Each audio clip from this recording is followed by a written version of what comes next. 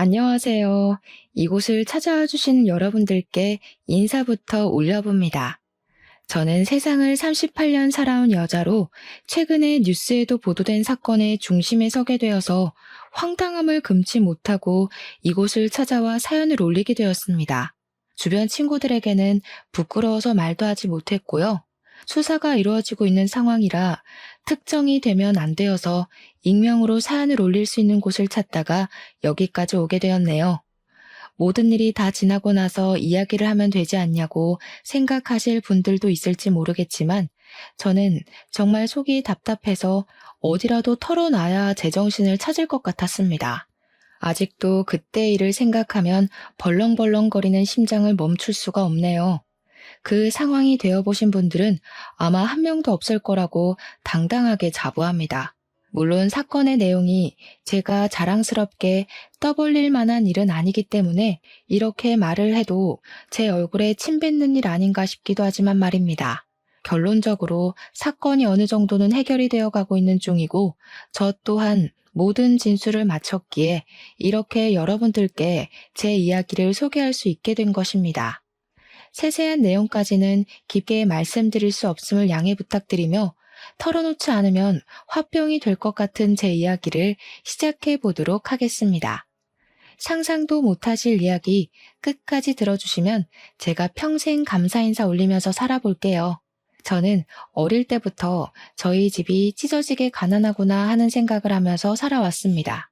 그럴 만한 이유가 당연히 있었는데요. 아버지께서 어마어마한 구두쇠였기 때문이었습니다. 아버지는 밖에 버려진 재활용 쓰레기장을 뒤지면서 이상한 낡은 것들을 많이 가지고 오셨었어요. 예를 들면 고장난 선풍기를 주워와서 고쳐서 쓰면 된다고 하시질 않나, 서랍이 빠져버린 TV장을 낑낑거리며 들고 들어오셔서는 거실 한복판에 떡하니 두시질 않나, 서랍 빠진 걸 꼭 써야겠냐고 잔소리를 하면 어디서 이상한 나무판을 덧대어 가려놓으셨습니다. 재활용 수거센터에서 공짜 쇼핑을 하는 게 인생의 낙이자 유일한 취미이기도 했고, 저희 집안은 뭐 말할 것도 없이 점점 난장판이 되었습니다. 어머니께서는 맨날 속이 터져라 화를 내셨고, 그런 어머니에게 아버지는 아낄 줄 모른다며 침을 튀기시면서 오히려 큰 소리를 치셨습니다. 당연히 저는 그런 아버지보단 어머니 편에 서 있곤 했지만 아버지가 가장이신데 누가 토를 달겠습니까? 한 번은 어머니께서 아버지의 버릇을 고쳐놓겠다고 단단히 벼르셨죠. 아버지께서 주워오신 고물들을 죄다 찾을 수 없는 곳에다가 버리고 오신 것입니다. 와, 그 낡아빠진 가구들이 사라지고 나니까 집이 그렇게 넓고 깨끗해질 수가 없더라고요. 어머니의 결단력에 저는 당연히 박수를 보냈습니다. 집에 돌아와 휑해진 거실을 보시면서 아버지께서 화를 그렇게 내실 줄 모르고 말이죠. 집안에서 아무것도 하지 않는 여편네들이 돈을 쓸 줄만 알지 아낄 줄 모른다고 저와 어머니를 붙잡고 2시간 동안 열변을 토해내시는데 진짜 귀에서 피가 나는 줄 알았습니다. 그렇게 아끼고 아끼는데 돈을 못 모으면 그건 또 그거 나름대로 이상한 일 아니겠습니까? 덕분에 아버지는 재산을 좀 모으시긴 하셨습니다. 근데 재산이 있으면 뭐 하나요? 돈을 쓰질 않는데. 가족들은 전부 구질구질하게 사는 이 꼴이 진절머리 나게 싫다고 입을 모아 이야기를 했습니다. 돈을 싸들고 무덤에 파묻힐 거냐고 어머니께서 세게 이야기를 하시며 돈 좀 쓰자고 졸라대도 전문직 직종에서 정년을 보낸 우리 아버지는 전혀 동하지 않으셨습니다. 돈이 많긴 했지만 쓸 줄 모르는 아버지. 심지어 아버지 통장에 얼마나 들어있는지 아는 사람이 아무도 없었습니다. 어머니께서는 그런 아버지가 너무 째째하다면서 이혼을 하고 싶다고 노래를 부르실 정도였습니다. 진짜 하루는 저희의 낭비벽을 고치시겠다고 하시는 겁니다. 물론 저희가 낭비를 한 적은 단 한 번도 없었지만요. 아무튼 보릿고개 시절 마냥 조그마한 조기 한 마리에 내 가족이 전부 밥 한 공기를 해치워야 했던 적도 있답니다. 이게 지금 시대의 말이나 되는 소리인가요? 아무리 생각해봐도 6.25 전쟁 시절에도 이런 짓을 안 했을 것 같다고 온 가족이 혀를 내둘렀습니다. 도대체 무엇을 위해 아껴야 하는지도 모르고 옷 한 벌 사입을 때도 왜 사야 하는지, 왜 옷이 없는지, 가격이 얼마인지 꼼꼼하게 따져가면서 돈을 써야 했습니다. 당연히 용돈을 받으면 그 돈을 어디서 사용했는지 용돈 기입장을 상세하게 적어야 했고요. 매달 용돈을 받는 날이 되면 그 기입장을 검사하셨습니다. 그러니까 당연히 어릴 때부터 저는 우리 집이 찢어지게 가난한 집이구나, 절대로 집에다가 손을 벌리면 안 되는구나 하고 생각을 했을 정도였습니다. 오죽하면 용돈도 너무 적고 이러다가 대학에 들어가도 등록금 한 푼 안 대줄 것 같다는 생각에 저는 17살에 아르바이트를 시작하게 되었습니다. 그때 할 수 있는 아르바이트란 정말 한정적이었는데 패스트푸드점이 가장 만만했기 때문에 그곳에서 아르바이트를 시작했습니다. 한 달에 벌어봐야 20만 원, 30만 원이 전부였지만 용돈에 비하면 어마어마하게 큰 돈이라서 매우 뿌듯했습니다. 치킨 한 마리를 시켜도 내 가족이 사이좋게 나눠 먹어야 했는데 단 한 번도 다리가 제 몫이었던 적이 없었거든요. 아르바이트 비용 받자마자 혼자 치킨 한 마리 사서 놀이터에서 먹었습니다. 집에 가져가면 가족끼리 콩 한 쪽도 나눠 먹어야지 하면서 닭다리를 아버지께서 다 빼앗아 갈 게 뻔했으니까 치사해도 어쩔 수 없이 놀이터에서 혼자 먹었죠. 가끔 아버지께서 기분이 좋은 날에는 외식을 하기도 했는데 고깃집에 고기를 먹으러 가서 밥을 더 많이 먹어야 했던 우리 가족의 삶이란, 아휴, 그럴 거면 차라리 마트에서 고기를 사서 구워 먹는 게 훨씬 낫겠다 싶었다니까요. 그런 가정 환경에서 꿋꿋하게 버티며 저는 대학을 졸업했고 평소의 미래를 위해 철저한 준비를 했었기 때문에 취직도 나쁘지 않은 기업에 성공했습니다. 하지만 아버지께서 월급을 얼마 받냐, 월급 받는 거 모조리 나한테 맡겨라, 내가 적금 제대로 들어줄게 하면서 월급을 내놓길 강요하셨습니다. 저도 회사원이니까 동료들과 커피를 한 잔 마실 때도 있고 밖에 나가서 밥을 사 먹을 때도 있을 거 아닙니까?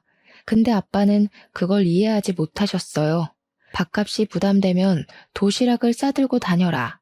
너네 구내 식당에서 먹으면 되지.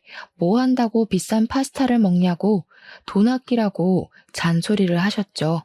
커피는 탕비실에서 믹스커피 먹어라. 그 정도는 다 구비되어 있다고 하는데 정말 20대 여자의 감성은 개나 주라고 하는 말 같았습니다. 결국 저는 월급을 속였죠. 한 달에 220만 원 받으면서 일을 했는데 180만 원 번다고 철저하게 속였습니다. 40만 원은 저를 위한 사치 비용으로 생각하고 일부러 빼고 말을 했습니다. 180만 원 중 아버지는 매달 100만 원을 적금을 붓겠다고 가져가셨고 저는 80만 원에 숨겨둔 40만 원을 포함해서 한 달을 생활했습니다. 물론 아버지께서 매달 가져가신 100만 원을 본인이 사용하신 적은 단 한 번도 없었습니다. 진짜로 제 이름으로 적금을 만들어 주셨거든요. 제가 넣겠다고 하니까 건너뛰고 까먹고 할까봐 본인이 스스로 챙겨야지 마음이 편할 것 같다면서 반전 없이 아버지께서 돈을 모아주셨습니다. 저도 사람인지라 돈이 쌓이는 걸 보면 기쁘기는 한데 저도 직장인이니까 차도 사고 싶고 옷도 사고 싶고 명품백도 사고 싶지 않겠습니까? 친구들은 하나씩 다 있었거든요. 제가 가진 돈으로는 그런 비싼 걸 살 수 없어서 경제적으로 무척이나 검소하게 살게 되었습니다. 물론 타의로 말입니다. 저는 삶의 재미를 잃어버린 것 같았고 지쳐버렸습니다. 제 나이 30살에 모으게 된 돈이 무려 6천만 원이나 되었지만 제 마음의 풍족함과는 거리가 멀었다고나 할까요? 그래서 사람들이 저에게 이상형이 어떻게 되냐고 물어보면 공공연하게 제 이상형은 돈 많은 남자라고 대놓고 이야기를 했습니다. 제가 아무래도 쓸 수 있는 돈이 한정적이다 보니까 자연스럽게 투자 쪽에 관심을 가지게 되었습니다. 동기들 보니까 한 달에 2, 30만 원 정도 되는 돈으로 주식도 하고 투자를 하면서 점심값 정도는 버는 것 같길래 저도 동기들에게 이것저것 물어봐서 투자를 시작했습니다. 하지만 공부를 해야 할 것도 너무 많았고 알아야 할 용어들도 장난 아니게 많더라고요. 누가 옆에서 쉽게 설명을 해주면 좋을 텐데 그럴 사람이 없었습니다. 제가 머리를 싸매고 고민을 하고 있자 동기 친구 한 명이 저에게 투자에 관심이 많냐고 하면서 투자회 같은 곳에 같이 가볼 생각이 있냐고 하더라고요. TV 드라마에서 보면 투자 설명회 같은 곳은 대부분 사기꾼들이 등쳐먹으라고 많이 하는 느낌이랄까요? 그래서 내키지 않았습니다. 제가 동기에게 거기 가서 뭐 하냐고 투자할 돈도 없다고 슬쩍 이야기를 했더니 동기가 저에게 아무것도 모르는 바보라고 하더라고요. 적은 돈을 가지고도 그런 정보를 자꾸 들어보고 투자를 해야 나중에 큰 돈을 굴리기도 쉬운 법이라고 말입니다.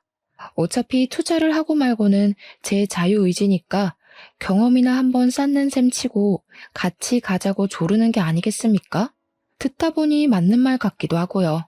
제가 고민을 하는 게 느껴진 건지 저에게 같이 가주면 술 한 잔 쏘겠다고 쐐기를 받길래 오케이 콜 외치고는 퇴근 후에 투자 설명회를 찾아가게 되었습니다.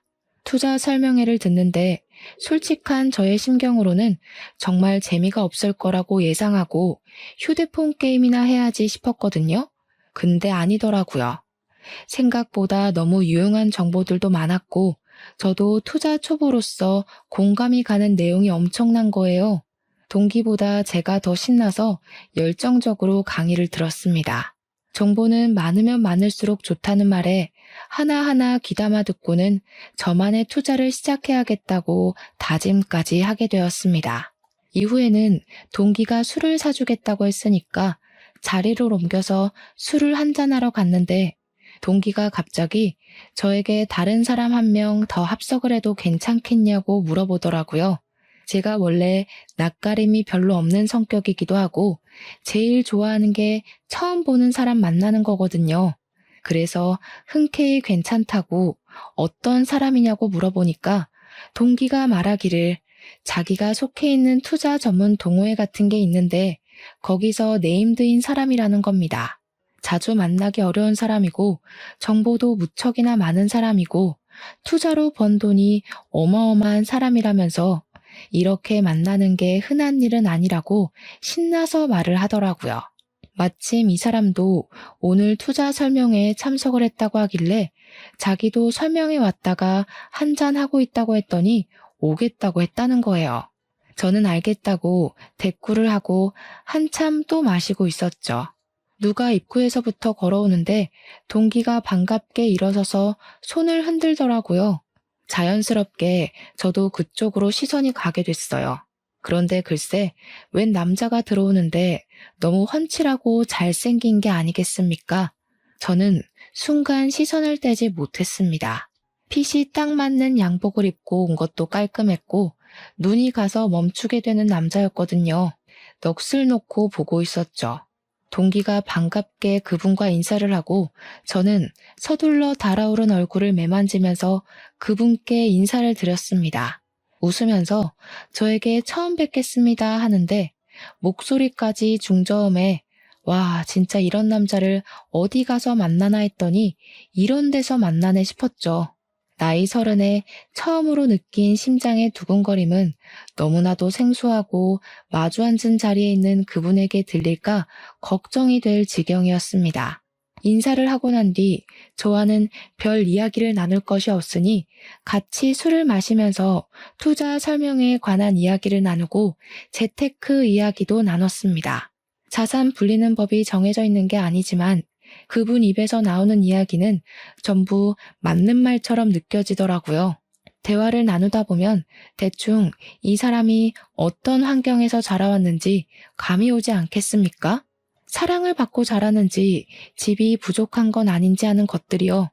슬쩍 이야기를 엿듣다 보니까 집이 좀 잘 사는 편인 건지 아니면 개인적인 능력이 출중한 건지 투자 비용 이야기가 막 억대로 올라가더라고요. 분명 제 동기도 저처럼 월급쟁이니까 버는 돈이 뻔하니 그 투자 비용은 아마 오늘 오신 그 남자분의 기초 비용이 아닐까 하는 생각이 들었습니다. 동기에게 열변을 토하시면서 투자를 제대로 하려면 기초 자금이 튼튼해야 한다고, 물론 재미 삼아서 몇십만 원씩 하는 거야 말리지 않겠다 이야기를 하셨습니다. 제대로 돈의 맛을 보고 싶으면 기반을 잘 잡아야 한다고 이야기를 하는데 그제야 머리부터 발끝까지 쭉 훑어보았습니다. 입고 있는 정장도 명품 같아 보이고 시계도 번쩍번쩍한 것이 엄청 고가의 제품으로 보였습니다. 더군다나 제가 명품을 잘 모른다고 해도 로고는 다 알지 않겠습니까? 가지고 있는 모든 아이템에 명품 로고들이 콕콕 박혀 있는데 저걸 다 합치면 진짜 억 단위로 나오는 거 아닌가 싶더라고요. 그날은 간간히 그분과 대화를 나누긴 했지만 대부분 동기와 투자 관한 이야기를 했기 때문에 저는 술이나 열심히 퍼마시고 집으로 돌아왔습니다. 다음날 회사에 출근하니까 그 동기가 저에게 슬쩍 다가와서는 그 형 멋지지 않냐고 은근슬쩍 저를 떠보더라고요. 그 형이 우리 동아리 내에서는 끝내주는 인기남이거든. 내가 슬쩍 보니까 집안도 금수저 집안인 것 같더라. 어제 옷, 가방, 시계 다 봤지? 그 형 매번 만날 때마다 다른 거 입는데 합치면 억 단위는 금방일걸? 돈도 잘 쓰고 투자에 대한 지식도 엄청 방대해. 어제 이야기하다가 또 한 번 놀랐잖아. 와, 그러니까 억 단위 투자금을 가지고 주식을 하는데도 손해본다는 말이 하나도 없지. 진짜 괜찮은 형인데. 그 형, 남자가 보기에도 기가 막힌 형이란 말이지. 아니, 괜찮은 사람이면 뭐해? 동기사랑 나라사랑 모르냐? 소개라도 시켜주던가. 나한테 소개해줄 것도 아니면서 자꾸 바람만 넣지 말고. 그랬더니 그 동기가 옳다구나 싶었는지 저에게 그 형이 자꾸 저를 힐끔힐끔 쳐다보기도 했고 자기가 집에 가는 길에 은근히 떠봤는데 관심을 보이더라는 겁니다. 제가 뭐 회사에서 인기도 많고 되게 밝은 성격을 가지고 있고 하면서 그 형에게 제 이야기를 했더니 번호 좀 알려줄 수 있냐고 물어봤대요. 글쎄. 저는 당연히 내심 기분이 좋았죠. 그렇게 멋진 사람이 먼저 제 번호를 물어봤다고 하는데 싫을 사람이 어디 있겠습니까? 동기가 그러더라고요. 제가 번호를 줘도 된다고 하면 제 번호를 그분에게 전달하겠다고요. 이게 웬 떡이냐 싶어서 당장 전해주라고 말을 했습니다.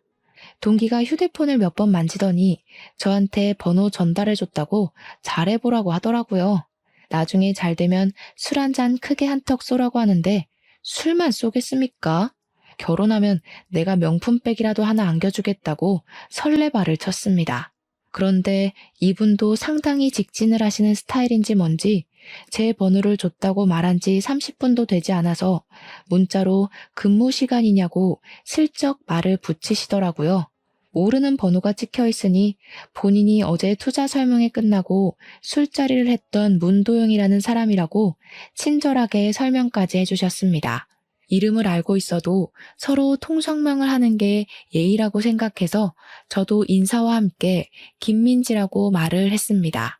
갑자기 연락을 해서 놀라진 않았냐며 어제 대화를 하고 나서 계속 제가 잔상에 남더래요. 괜찮은 여성분이라는 생각이 자꾸 들어서 제 동기를 졸랐다고 하더라고요. 민망스럽지 않은 분위기로 이끌며 대화를 이어가는데 근무 시간인 것도 까먹고 계속 휴대폰만 붙잡고 있었습니다. 부담스럽지 않게 말을 이어가는 솜씨가 정말 고급지더라고요.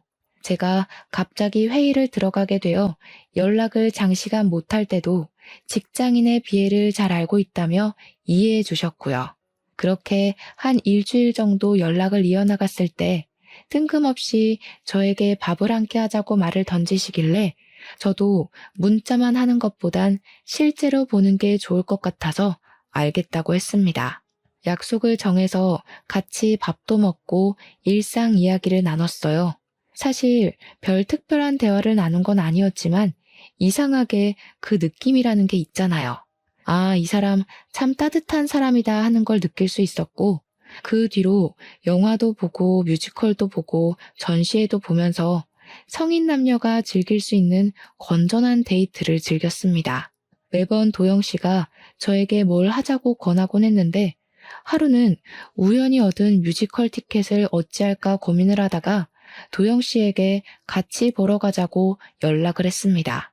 그러니까 너무 좋다고 이야기를 하시면서 제가 먼저 데이트 신청을 한 건 처음이라 감동적이라고 오버를 하시더라고요.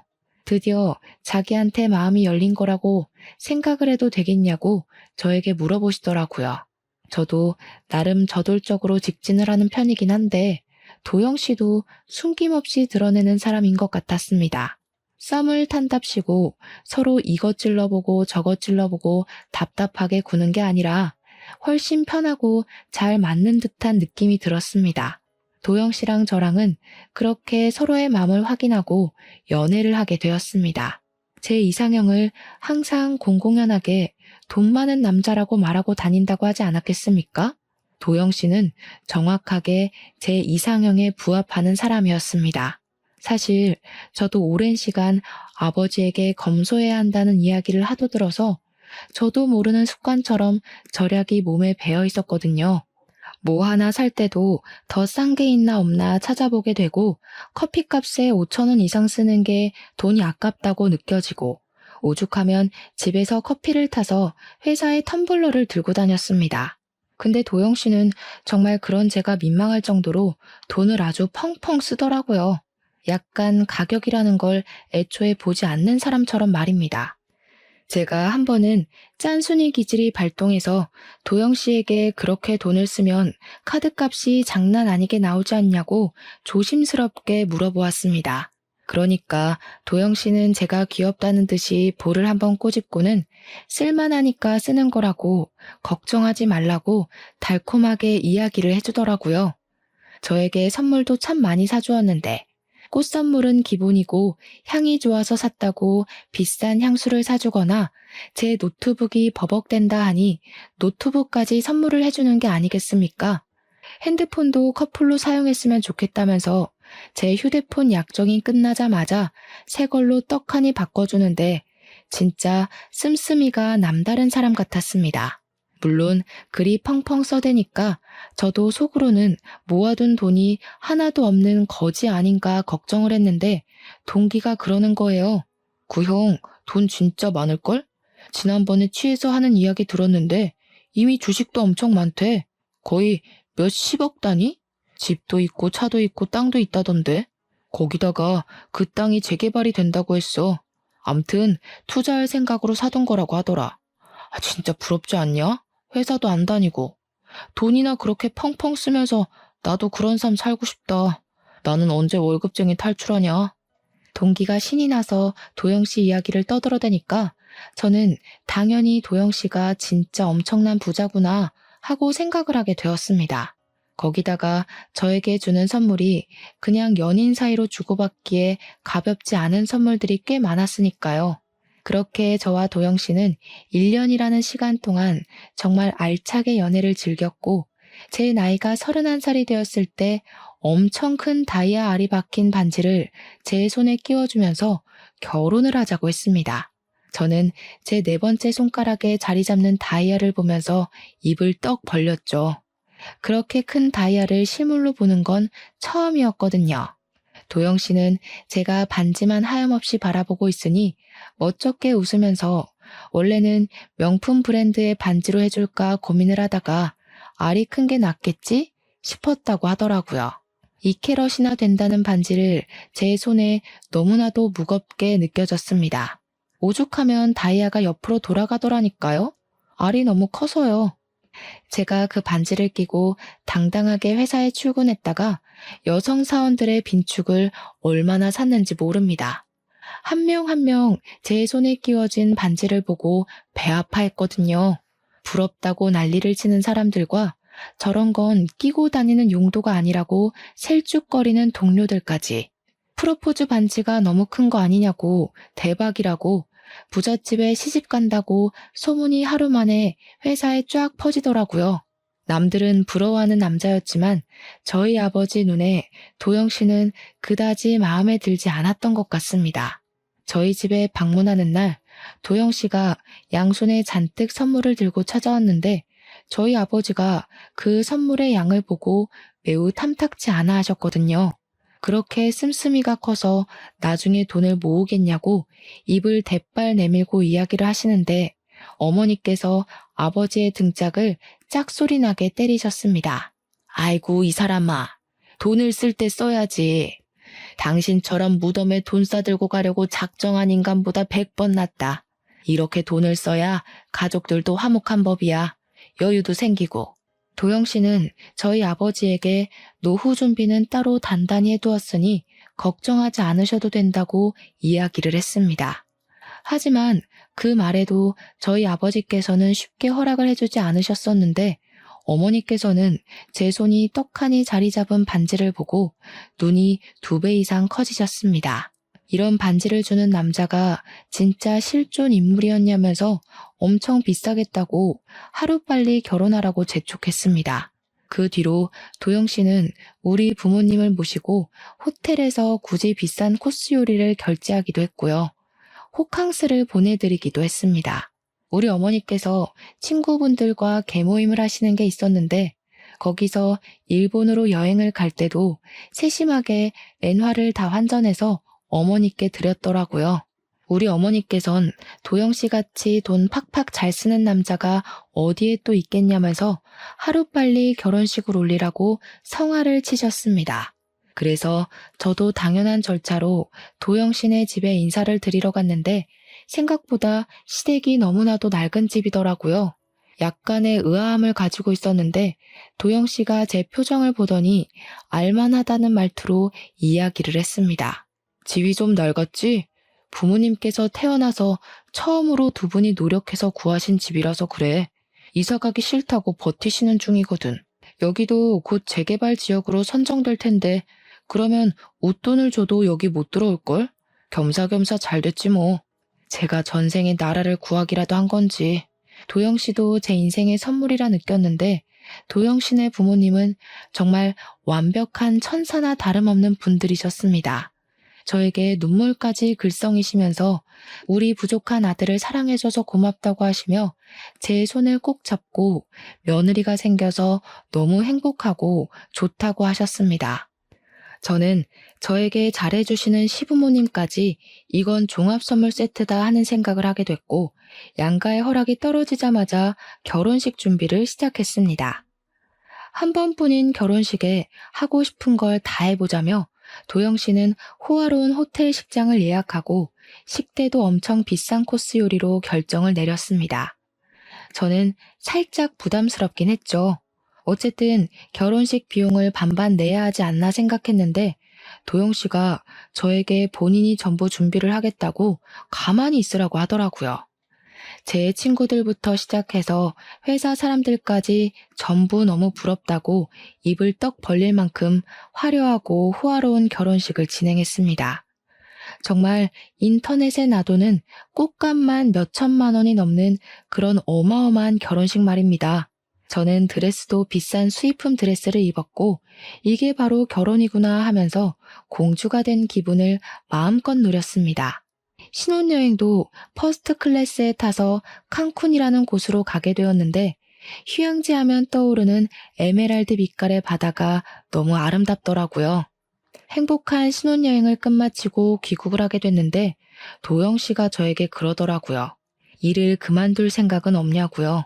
예전부터 내 꿈은 집에서 내조하는 와이프를 가지는 거였어. 일을 그만뒀으면 좋겠는데 말이야. 내가 돈이 많으니까 편하게 쉬면서 지내면 좋겠더라고. 사회생활이라는 게 말이 좋아서 사회생활이지 스트레스 엄청 받고 피곤한 일이잖아. 안 그래도 회사 일 때문에 스트레스가 엄청 쌓여 있었는데 진짜 그만둘까 싶었거든요. 그런데 아버지께서 사람 일이라는 게 어떻게 될지 모르는 건데 섣부르게 그만두지 말라고 하셨습니다. 매달 100만 원씩 모으는 것도 멈추지 말라고 하셨고요. 뭐 결혼하고 나서 심적으로 여유가 생겨서 그런 건진 모르겠지만 아버지의 말에 틀린 게 없었습니다. 저는 남편에게도 그냥 일을 해보겠다고 하다가 너무 힘들고 지쳐서 그만두고 싶어지면 그때 과감하게 그만두겠다고 말을 했습니다. 남편은 저에게 고개를 끄덕였고 본격적인 결혼 생활을 하면서 남편이 정확하게 무슨 일을 하는지는 몰랐어요. 저는 그냥 무척 바쁜 사람이라는 것을 알게 되었습니다. 휴대폰도 제가 몰랐는데 네다섯 개를 가지고 있었고 두어 달에 한두 번씩 해외로 출장을 가는 일이 발생하더라고요. 사업을 하는 건가 싶었는데 그 비슷하게 투자를 하는 거라고 둘러대었습니다. 그런데 한 가지 의문이 생기긴 했습니다. 분명 투자도 많이 하고 이리저리 연락도 많이 오는데 그에 비해서 결혼식 당일에 신랑 측 하객의 수가 상당히 적었거든요. 그것도 대부분 시부모님 손님이었고요. 뭐 사업하는 사람들이 바쁠 수도 있지 하고 그냥 넘어가긴 했는데 좀 그랬죠. 도영 씨 인간관계가 별로인가 싶었고요. 결혼을 한 이후 도영 씨에게서 생활비를 받고 있었는데 정해진 금액을 주는 것이 아니라 제가 돈이 필요하다고 할 때마다 한 번씩 큰 돈을 송금해 주었습니다. 덕분에 아쉬운 소리를 안 해도 되고 신혼살림 하는 데엔 아무런 문제도 제약도 없었습니다. 집은 도영 씨가 혼자 살고 있던 강남의 으리으리한 오피스텔에서 시작을 하게 되었고 가전도 이미 도영 씨가 준비를 다 해놨었기 때문에 저는 정말 몸만 쏙 들어가서 살았습니다. 저희 어머니께서는 구두쇠 아버지를 벗어나서 돈 펑펑 쓰며 사니까 좋으냐고 나중에 같이 쇼핑이나 한번 하자고 설레셨습니다. 저랑 도영 씨를 연결해준 동기 또한 가방 사준다더니 입 씻는 거냐고 핀잔을 주길래 같이 백화점에 나가서 제가 명품 서류 가방 하나를 사주었습니다. 도영 씨도 저에게 잘했다고 칭찬을 해주었고요. 그렇게 누구보다 행복한 신혼생활을 하고 있던 어느 날이었습니다. 진짜 그날을 생각하면 아직도 심장이 막 벌렁벌렁 뛰고요. 한순간에 물거품이 되어버린 인어공주가 된 기분이었다고나 할까요? 그날은 남편이 일이 있다며 일찍부터 나갔고 저는 연차를 내고 집에서 남편에게 줄 요리를 하면서 시간을 보내고 있었습니다. 분명 저녁 때가 되어야 집에 올 거라고 했던 남편이 대낮부터 배를 엄청 눌러대는 거예요.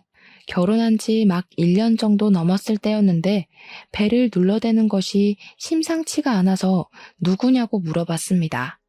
그러자 밖에 있는 사람이 경찰입니다. 문 열어주세요. 하는 게 아니겠습니까? 저는 너무 놀라서 문을 아주 조금만 열고 경찰이 여길 왜 찾아오냐고 물어봤는데요. 경찰 신분증을 내밀면서 영장을 들고 왔으니까 당장 문을 열으라고 하는 겁니다. 문을 열지 않으면 저를 공무집행 방해죄로 체포하겠다고 하는데 한둘이 아니라 정말 대여섯 명이 왔더라고요. 놀라서 저는 문을 열어주었고 경찰은 갑자기 압수수색 영장이다, 체포 영장이다 하면서 저에게 종이를 막 들이밀고는 경찰서로 가자고 하는 겁니다. 경찰서라뇨? 저는 죄 지은 게 하나도 없는데 도대체 무슨 이유로 절 잡아간다고 하세요? 그러니까 참고인으로 조사를 받으셔야 한다면서 그때부터 야, 뒤져. 발견되면 바로 손들어? 하고 집을 막 이잡듯이 뒤지는 게 아니겠습니까? 저는 악을 쓰면서 경찰들에게 뭐 하는 짓이냐고 난리를 쳤죠. 이게 무슨 자다가 봉창 두들기는 소리냐고요? 지금 뭐 하시는 거예요?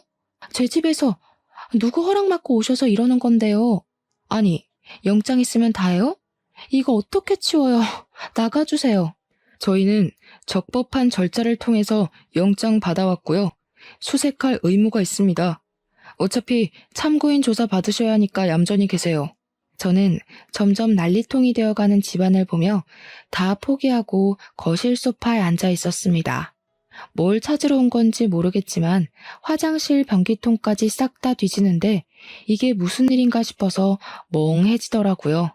그러더니 이리저리 다른 형사들을 지시하던 나이가 좀 있으신 형사분께서 전화를 받더니 저쪽에서도 발견 다 했단다. 마저 수색하고 철수하자 하시더라고요. 다들 예 하면서 일사불란하게 움직이는데 저쪽은 또 어디고 아직도 뒤질 게 더 남았다는 건지 머리가 지끈거렸습니다. 세네 시간 정도를 이불 솜까지 다 꺼내어서 수색을 하더니 다들 거실에 모여서 이 집에는 아마 없는 것 같다고 수근수근거리더라고요. 저는 그게 너무 궁금했죠.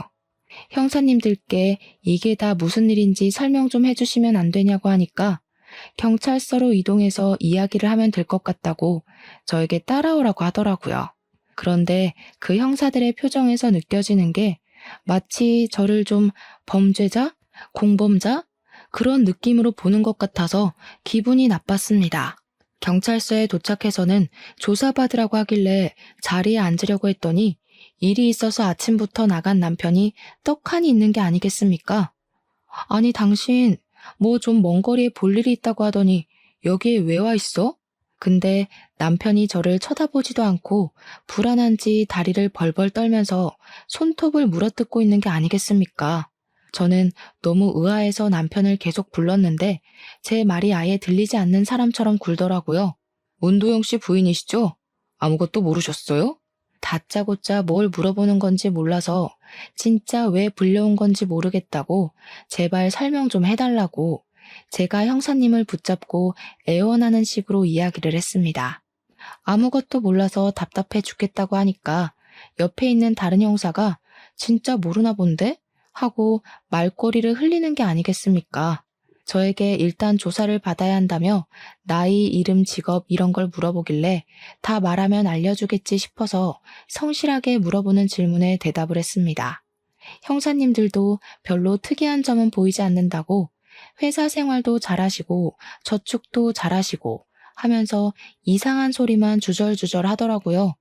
순간 이거 무슨 몰래카메라 같은 건가 싶어서 인상이 다 구겨지더라고요. 별 특이사항도 없는데 왜 저런 놈이랑 결혼을 하셨어요? 네? 그게 다 무슨 소리신지 진짜 친절하게 설명해 주실 분 없나요? 저런 놈이 뭔데요? 누군데요?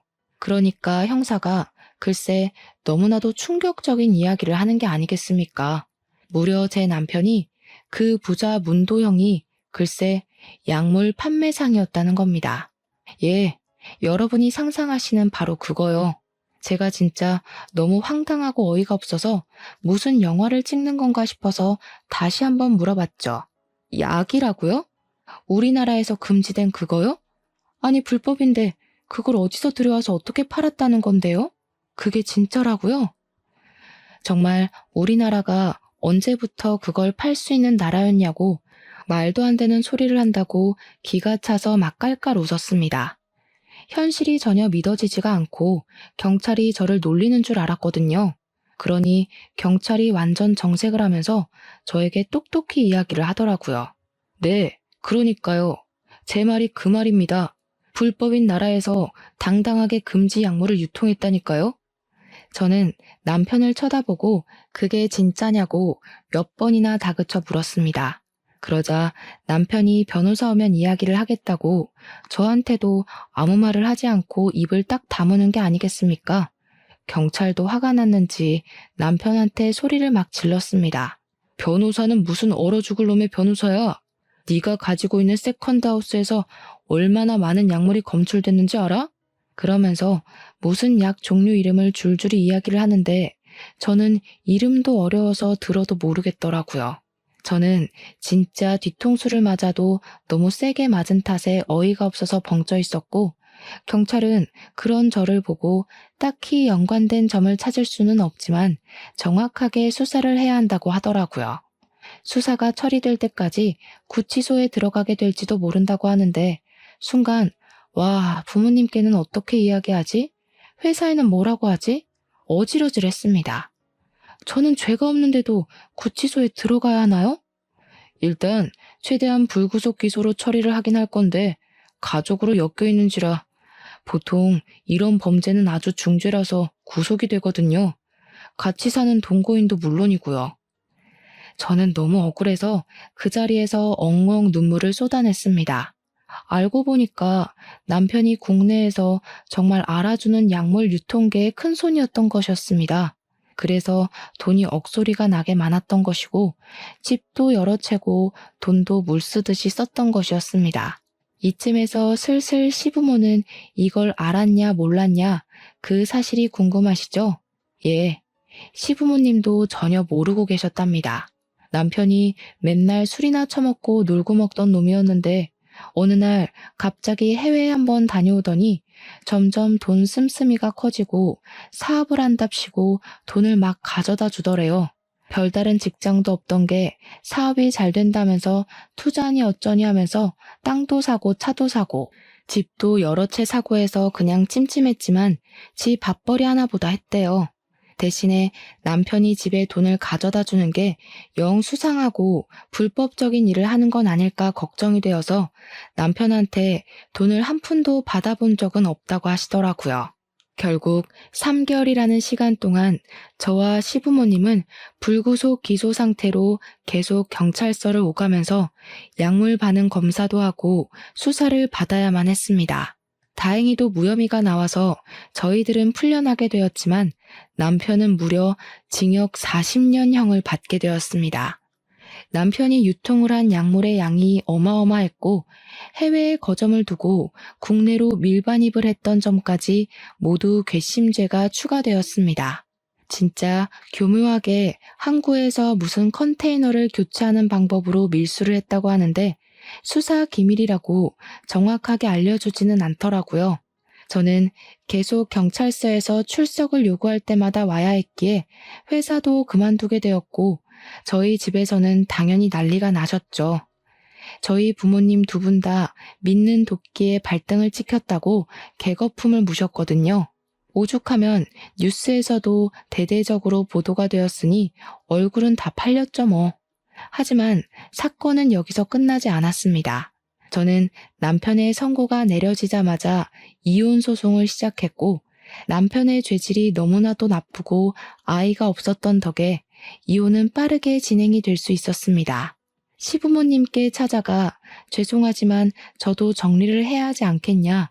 그 사람을 품고 살 자신 없다고 인사를 드린 뒤 이혼을 결정했다고 말씀을 드렸습니다. 그리고 조용히 인연을 끊고 지냈는데 한 3개월쯤 지나서 뜬금없이 병원에서 연락이 온 게 아니겠습니까? 저희 시부모님께서 사고를 당했다는 연락이었습니다. 남편을 보러 교도소에 면회를 갔다 오는 길에 덤프트럭이 졸음운전을 했고 하필이면 저희 시부모님의 차를 정면으로 들이박은 겁니다. 시부는 그 자리에서 즉사했고 시모는 크게 다쳐서 사경을 헤매고 있다며 저에게 연락이 온 것입니다. 제가 가족 연락처에 저장이 되어 있었다고 하더라고요. 모른 척 할 수 없어서 부모님께 말씀을 드리고 병원을 찾아갔는데 시모는 의식이 돌아오지 않은 상태였기에 제가 시부 장례식을 치러야 했습니다.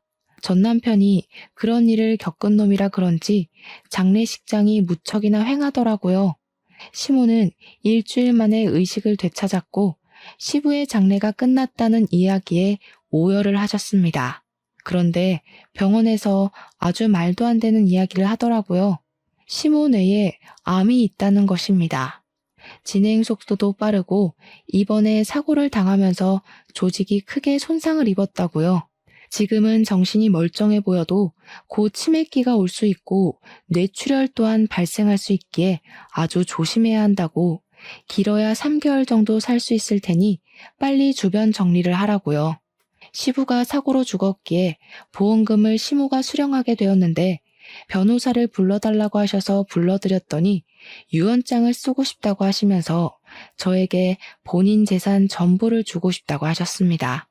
저는 부담스럽다고 거절을 했으나 범죄자 아들에게 주고 싶지 않다면서 부담이 되면 사회에 기부를 하라고 하시더라고요. 결국 유언장을 쓰고 한 달 만에 시모에게 뇌출혈이 오면서 쓰러지셨고 그 뒤로 세상을 등지게 되셨습니다. 저는 재산을 받은 뒤 전부 현금화를 했더니 단위의 돈이 생기더라고요. 어떻게 할까 고민을 하다가 약물에 중독되어 고통을 받는 사람들을 위해 치료센터에 기부를 하기로 결정했습니다. 5억이 넘는 돈을 기부하니 언론에서 저를 취재하고 싶다고 했지만 당연히 저는 거절했습니다. 나중에 전 남편이 어찌 알았는지 저에게 영치금을 달라고 편지를 보냈더라고요. 그 편지를 받자마자 아버지께서 이 집에서 사는 게 위험한 것 같다며 평생 모은 돈을 싹싹 긁어서 보안이 철저한 신축 아파트를 매매하셨습니다. 어머니는 아버지의 결정에 무척이나 환호하셨습니다. 그렇게 몇 년의 세월이 더 지난 지금 제 나이가 38살인데 결혼 생각은커녕 조용히 다른 회사에 취직해서 살고 있습니다. 아직 전 남편과 연루된 다른 사건이 남아있다고 하더라고요. 모쪼록 나쁜 놈들 모두 잡혀서 깨끗하고 불법 없는 대한민국이 되었으면 합니다. 아무튼 이렇게 제 사연은 끝입니다. 길고 파란만장한 제 사연을 여러분들은 어떻게 들으셨나요? 저는 이번 일을 통해서 장꾀를 부려 돈을 벌려다가 언젠간 꼬리가 밟힌다는 교훈을 얻게 되었습니다. 여러분들도 늘 합법적인 선에서 돈을 버시고 행복하게 사셨으면 좋겠습니다. 들어주셔서 감사합니다.